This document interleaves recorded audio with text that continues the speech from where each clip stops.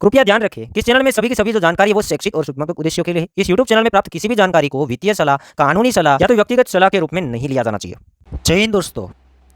Crypto market के अंदर फिलहाल काफ़ी ज़्यादा हमने जल्दबाजी देखी।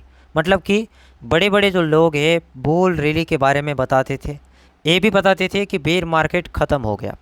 उसी के साथ साथ बड़े लोग एक ये फोमो कर रहे थे कि जो स्पॉट बिटकॉइन ETF है बहुत जल्दी अप्रूव होगा।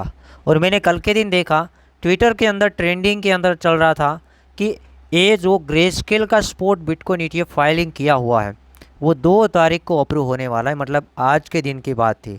बट हम देख रहे हैं अभी तक यहाँ पर ये जो ग्रेस्केल वाला ETF है वो अप्रूव नहीं हुआ है। मैंने आपको बताया था कि भाई जब भी ETF अप्रूव होगा हमें लगेगा कि अभी होने वाला है ही नहीं, उन्हीं टाइम के अंदर होगा। और जब ये बोलेंगे कि जल्दी होगा, उन टाइम के अंदर पॉसिबिलिटी कम होती है, ओनली फॉर फोमो हो। तो यहाँ पे हमारा माइंड सेट होना चाहिए और हमें साइकिल के साथ चलना चाहिए।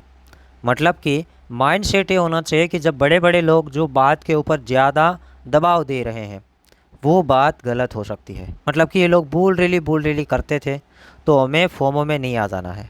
मतलब कि हमें अपने हिसाब से काम करना है। वो बोलेंगे कि मार्केट बहुत भागेगा, मार्केट में ये हो जाएगा, मार्केट में वो हो जाएगा, बट हमें खुद 2-3 बार सोचना है, मार्केट के अंदर ध्यान दे के हमें काम करना है। और फिलहाल के लिए मैं बात कर देता हूँ मार्केट के बारे में कि भाई ये जो भी चल रहा है मार्केट के अंदर हमें प्रॉफिट से मतलब है। तो यहाँ पर 2 टाइप के लोग होते हैं, एक तो स्पोर्ट के अंदर ट्रेडिंग कर रहे, फ्यूचर्स के अंदर ट्रेडिंग कर रहे। अब होता है यहाँ पर क्या है, जैसे फोमो वगैरह बढ़ जाता है तो लोग फटाफट लॉन्ग कर देते हैं, बड़ी लेवरेज के साथ लॉन्ग कर देते हैं।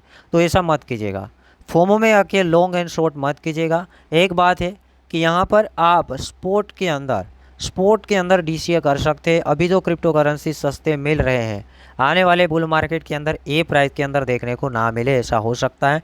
और अभी काफ़ी हद तक सस्ते हैं, तो धीरे धीरे पोर्टफोलियो क्रिएट करना है। कुछ फंड से वो इमरजेंसी के लिए भी बचा के रखना है, जो कि हम ऑलरेडी बातें कर चुके हैं, उसके ऊपर थोड़ा भार देना है। अब यहाँ पे बात सिंपल है कि भाई इतने फर्मों के साथ ये मत समझना कि यहाँ पर ETF है वो अप्रूव होंगे। ETF अप्रूव होंगे जब किसी को भी ये नहीं लगेगा कि ETF अप्रूव भी होने वाला है, उन्हीं टाइम के अंदर झटका मिलेगा और ETF अप्रूव हो जाएगा। किसी को दूर दूर तक चांस नहीं लगेगा कि उन टाइम के अंदर ETF है वो अप्रूव होंगे। दूसरी बात बता देता हूँ कि अभी ये लोग डराने के लिए एक आध ETF को रिजेक्ट भी कर सकते हैं। ये मैं पहले से बता रहा हूँ कि अभी डराने के लिए एक आध ETF रिजेक्ट भी कर सकते हैं, आपके दिमाग में ये घुसाने के लिए कि ETF अप्रूव होने वाला नहीं है और बाद में जाके अप्रूव हो। मैंने देखा, इन लोगों के चाल देखे हुए हैं, ये बड़े बड़े लोगों के चाल होते हैं। तो हमें थोड़ा केयरफुल भी रहना है और ध्यान भी देना है। फोमो करता है तो डरना नहीं है, ध्यान दे के समझना है, सोचना है, काम करना है। जब डराते हैं तो डरना नहीं है, सीधी बात है, हमें अपने हिसाब से चलना है। ETF अप्रूव होंगे बट अभी नहीं, सीधी बात। 2024 के अंदर की पॉसिबिलिटी मुझे खुद लग रही है और पहले हमें डराएंगे तो सही ये लोग। देखते हैं कैसे ये लोग आगे प्ले करते हैं। नेक्स्ट न्यूज़ के बारे में बात करेंगे तो स्विस SGKB नाम का बैंक है, उसने bitcoin and Ethereum custody service है वो लॉन्च किया है। तो अब ये स्विस SGKB जो नाम का बैंक है वो बिटकॉइन एंड इथेरियम में कस्टडी सर्विस है वो प्रोवाइड करेगा। एक अपने आप में काफ़ी अच्छी और काफ़ी हद तक पॉजिटिव न्यूज़ है। मतलब कि BTC एंड इथेरियम के लिए काफ़ी अच्छी अपॉर्चुनिटीज़ बढ़ती जा रही है, काफ़ी अच्छी तरीके से सपोर्ट किया जा रहा है। नेक्स्ट बात करेंगे तो पेपाल ने UK के अंदर रजिस्ट्रेशन कर लिया है। अब क्रिप्टो जो सर्विस है वो प्रोवाइड करेगा, इसको अप्रूव मिल चुका है। पेपाल है UK के अंदर क्रिप्टो जो सर्विसेज है वो प्रोवाइड करेगा। और अब हम BTC की बात करेंगे तो एक जेटली $36,000 के आसपास से BTC को रिजेक्शन मिला है।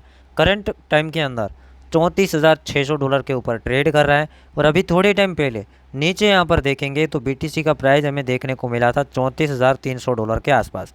तो यहाँ पर सीधा सीधा $2,000 के आसपास गिरावट, जैसे कि ट्रेड बिल्ड होने की बात पहले से हो चुकी है। उम्मीद करता हूँ आपने ट्रेड बिल्ड भी किया होगा। $1,800 का गिरावट मतलब मस्त प्रॉफिट भी बन रहा होगा, क्योंकि ट्रेड बिल्ड करना था 35 से 36 के बीच में। सिंपल था कि 34,900 से शुरू हो जाना था और $36,000 तक जाना था और 36 से थोड़ा दूर ऐसे लगाना था, बट ये तो 36 से थोड़ा दूर रह गया है। मतलब 35,980 और 35,999 तक BTC का प्राइस गया था बाइनेंस के अंदर एग्जैक्टली जो आंकड़ा है हिट हुआ और वहाँ से गिरावट शुरू हुआ, क्योंकि ये गया था एसएल उड़ाने के लिए और कुछ नहीं किया इसने। एसएल आपको पता है, मैंने प्रीवियस वीडियो आज का देख लेना, समझ में आएगा। लंबा इधर नहीं जा रहे कि यहाँ पे एसएल क्यों होंगे, वो आप देख लेना। बाकी अब इसके टारगेट्स क्या होंगे, अभी थोड़ा बहुत गुमराह करे, कुछ भी करे। अगेन यहाँ पे आप थोड़ा सा हिस्सा, जिन लोगों ने ट्रेड नहीं लिया है, अगेन यहाँ पर कुछ हिस्सा देके अब एसएल कहाँ जाएंगे। अगर आप अब ट्रेड ले रहे हैं, पहले आप मिस कर दिए, राइट, अब आपको ट्रेड लेने का मन है तो आपको अब ट्रेड इसके ऊपर यहाँ पे बिल्ड कर सकते हैं।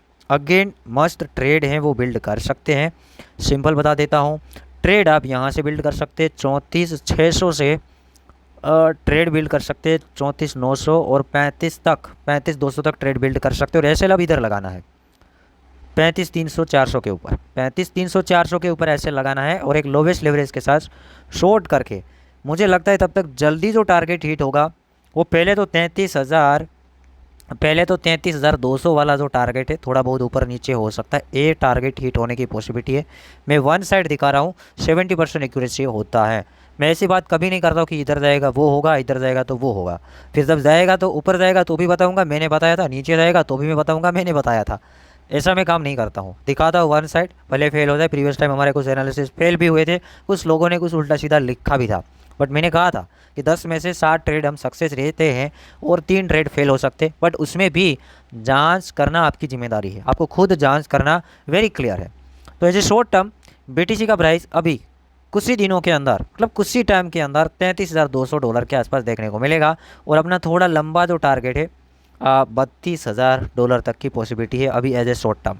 जब 32 आएगा फिर मैं बता दूंगा कि आगे मार्केट कैसे चलेगी। अभी इतना देखेगा कि इस तरीके से मार्केट यहाँ पर चलने की पॉसिबिलिटी है। अब यहाँ पे 2 ओल्ड कॉइन है, अगेन यहाँ पे मैं कवर कर देता हूँ। मुझे लगता है तब तक इसमें कुछ पार्ट है, प्रॉफिट बुकिंग बनता है, क्योंकि मुझे लग रहा है कि इसमें गिरावट आएगा। पहला है TRB क्रिप्टो करेंसी। अब TRB के ऊपर मुझे एक बात याद गया कि एक दिन एक बंदे ने मुझे कमेंट मार के बताया कि TRB किसी भी बंदे ने नहीं ख़रीदा होगा। अब ख़रीदा नहीं है तो ये पंप कैसे हो गया। इतना ही नहीं, उस बंदे ने मुझे ये भी बताया, क्या क्या बेवकूफ़ वाली बात कर रहे हो, क्या प्रॉफिट बुकिंग वाली बात कर रहे हो, TRB तो किसी ने ख़रीदा ही नहीं है। अब ऐसा मुझे उसने बता दिया, मैं प्रॉफिट बुकिंग की बात कर रहा था तो बंदे ने बताया कि TRB खरीदा ही नहीं किसने। अरे भाई खरीदा नहीं खरीदा, बट किसी ने तो ख़रीदा होगा, ऐसा होगा ही नहीं कि किसी ने ख़रीदा ही नहीं है। TRB ऐसा हो ही नहीं सकता कि नहीं खरीदा, बिना खरीदे पंप कहाँ से हो गया और इतना चला क्यों ऊपर। थोड़ी ना एक बंदा इसको पंप कर रहा है, रिटेल इन्वेस्टर के पास होता है। और प्रॉफिट बुकिंग 120 के ऊपर हुआ था, फिर 124 तक गया था और अभी 99 चल रहा है, सीधा $20 नीचे आ गया है।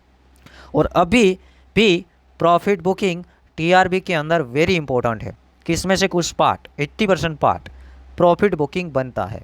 और अभी अंडर 25 ये मिलेगा, $25 से नीचे ये प्रोजेक्ट मिलने की पॉसिबिलिटी है, जो कि हम 1-2% ऐसा है कि गलत साबित हो सकते, 2% ऐसा कि गलत साबित हो सकते। और अगर गलत साबित होते हैं तो प्रॉफिट कहाँ हमने बुक नहीं किया है, हम तो प्रॉफिट बुक कर रहे हैं, हम थोड़ी ना लॉस में बेच रहे हैं। दूसरी बात कि ऐसा नहीं कि TRB चाहिए, दूसरे को इनके अंदर एंट्री ले लेना है। नेक्स्ट बात करते हैं सोलाना।